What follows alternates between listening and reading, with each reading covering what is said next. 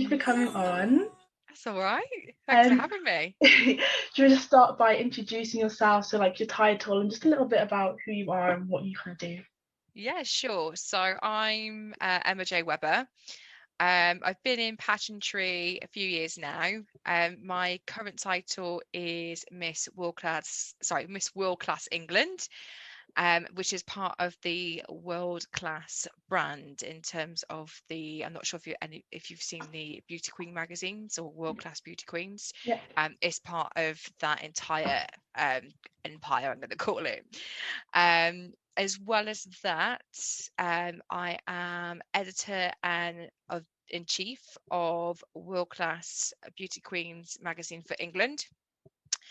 And also just recently become co-director of Miss Paragon UK. So Mm. yeah, busy, busy, Yeah, busy. very busy. Just Well everything done. pageant. Yeah, that's consuming your life, clearly. Yes. So let's just start with, what does LGBT History Month mean to you? Oh, it's so important to me and what the entire community really. I'm not sure if it's ever been done in pageantry. It's something that I'm currently looking into. In general, though, LGBT History Month is an annual month-long observance of lesbian, gay, bisexual, transgender rights, and in terms of the history of gay rights and any kind of related kind of civil rights movements as well. So yeah, it's massively, massively important. So I can bang on about this. I would probably go as far as saying it's more important than Pride. I mean, we have annual observances for lots of different things, Mhm. lots of different events, and I don't think LGBTQ plus should be uh, exempt from that at all. Yeah. It gives us a time to reflect and remember on things that have happened in the past to get us where we are today. And without events like the Stonewall riots and the passing of different bills in same-sex marriage and all of these things that are happening because of people before us stepping up and doing something about it, I mean, we wouldn't be able to live the lives we do today. Yeah, So completely. yeah, it's massively important. And I think for people that don't necessarily um, know much about the history, you don't have to be a historian. It's also a chance to educate and just create awareness and just celebrate and appreciate our LGBTQ role models as well. So it does so much, ticks so many boxes. Well, that's a great answer. Thank you. Just want to ask you. Obviously, this is quite a personal question, so if you Hmm. don't want to answer, that's completely fine. That's okay. Yeah, just have you faced any personal challenges in your own life because of your identity, and if so, how did you overcome this? Yeah, gosh, loads. I guess the biggest challenge to anyone in the LGBT community is coming out. So many people live in fear like their whole lives, and it is a massive, massive thing. Um, God, I was in my early 20s and I really struggled with it. It affected my mental health. I even developed bulimia as well because of it, which was a massive struggle. And I was living the life at the time that I felt society wanted me to live. So I had a boyfriend, I had a house, we had the cars, we had everything that you could dream of, but it just wasn't right and it wasn't for me. And so yeah, there was many, many challenges there.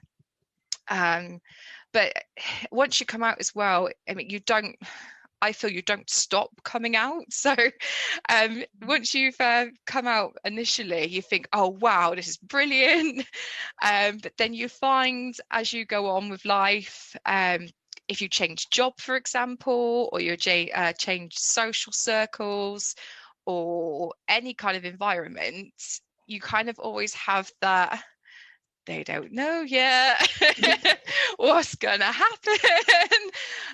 So yeah, I mean, my personal experience, it does get easier, but it still hasn't changed now. I mean, I'm nearly 39 and I recently started a new job, and I had to do the whole it's gonna come out at some point. So I mean, I guess there's constant challenges with it, really. Well, thank you for sharing. Obviously like a pageant question, but do you Yeah. think pageants are inclusive to the LGBT community? Right, this is a tough question. Yeah. And it might be a tad controversial Go because, for it. yes, absolutely, the pageant community is amazing. Mhm.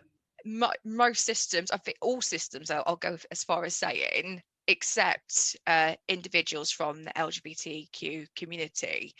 And we celebrate it, we really embrace it, everyone's really supportive. However, there is another side of it, which is what I'm trying to, I guess, get out there and say, this needs improvement, this needs to change. um, I don't think we're necessarily inclusive when it comes to um, like reading our rules and reading the terms, conditions, and even your contracts. If you win a title, there is still a lot of updating that needs it. That the language that is used is not inclusive. Some pageant systems have the rules that if you are in the Mrs. category and if you are married, then it has to be to a man. So which is Yeah. which is unbelievable, really, this day and age as well. And there's also rules that in terms of gender, that you still have to be the gender that you were born with. There's many examples. So that's where I feel we're not necessarily inclusive. We're not necessarily, I guess, what we are selling and what we are saying. So yeah, I've got really mixed feelings about it. So I guess yes and no would be my answer. No, I completely agree. I think it was last year I saw something about passion. I won't name it, obviously. And Hmm. it taught me something as well, because I think sometimes you look at those things and you just kind of pass it off as, oh, why are people complaining? Or, you don't actually Mm, understand the deeper meaning behind it, or why it necessarily is a problem. So to kind of be educated upon that and, learn from yes. that, I think that's so great. And it needs to be more widespread, because, not everyone was probably like in that kind of discussion circle or even saw those type of posts. So I think what you're doing is fabulous and great, and honestly, keep on going for it. Thank you. Thank you. And okay, so what advice would you give to someone who is struggling with coming out with their identity, or just coming to terms with who they truly are? Oh God, I feel for them. I've been there. So it's different for every single person. I think there is no like prescribed one Yeah. way of coming out. The best advice that I would say would be, it's easy said than done, is to distance yourself from negativity, first of all. And that can be difficult, especially if it's people that are close to you, like your friends or even your family members. But it does affect you. And the same for like toxic people and toxic environments as well. You really need to take a step back. You need that time just to gather your thoughts and your feelings and let it sit well with yourself as well. But so definitely surround yourself with like-minded individuals. There are loads of support groups. There are some great charities out there, Stonewall, the LGBT Foundation. There's tons and tons and tons on social media, on Facebook as well, lots of different groups. And in pageantry, there's also my group as well. So yeah, definitely just get yourself known to I guess, the rest of the community and reach out and speak to somebody. But it sounds dead easy, but it's really not. Yeah. I think that's great advice. Honestly, I think that's kind of like a lesson for life. Just always surround yourself with, positivity and with people who want to be with you. Because there's always that kind of thing, I think, of, I guess, hanging around the wrong crowd or hanging around people because it's almost like you have no other option. So just, truly be where you're wanted and where you're desired, I guess, because that's when you'll be happiest. Yeah, definitely. I mean, personally, I was in a group of friends, and there was one individual that every so often wouldn't make me feel great about myself. And it kept going on, and I always made excuses and just kind of pull it under the carpet. And but it got to the point where I was just like, hang on, this is really affecting me now.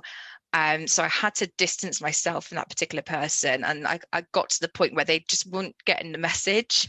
As much as you try and speak to them, as much as you try to say, I like to think they didn't mean it in terms of the language they used, and you try to have those conversations. But I think you get to a point where for your own sanity and your own mental health, that you do just need to break away and find those communities where they just love you and accept you for exactly how you are.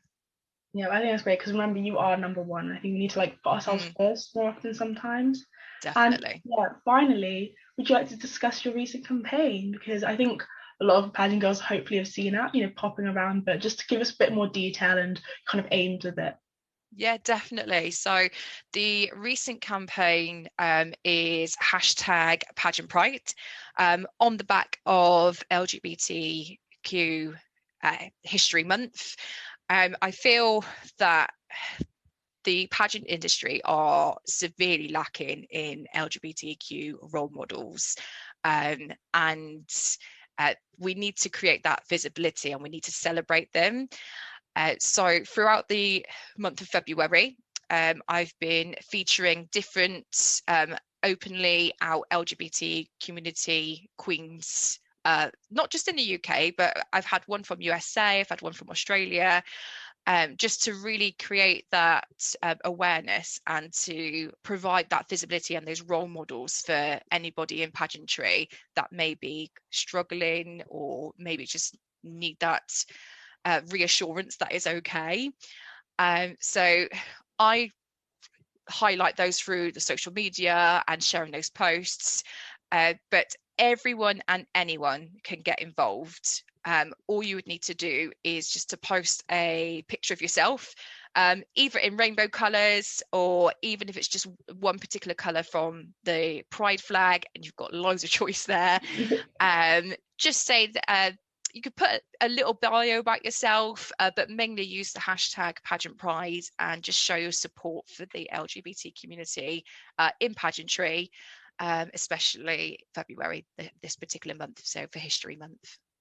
Well, thank you. I think that's actually great. And obviously, I hope more people can get involved and hopefully spread the word and awareness, because that's truly what this month is about. But Thank you for joining me. It's been such a pleasure to have you here. Your answers were absolutely fantastic. Thank you. To help me. So I hope you have a nice day. Oh, wonderful. Thank you for having me. Thank you. Bye.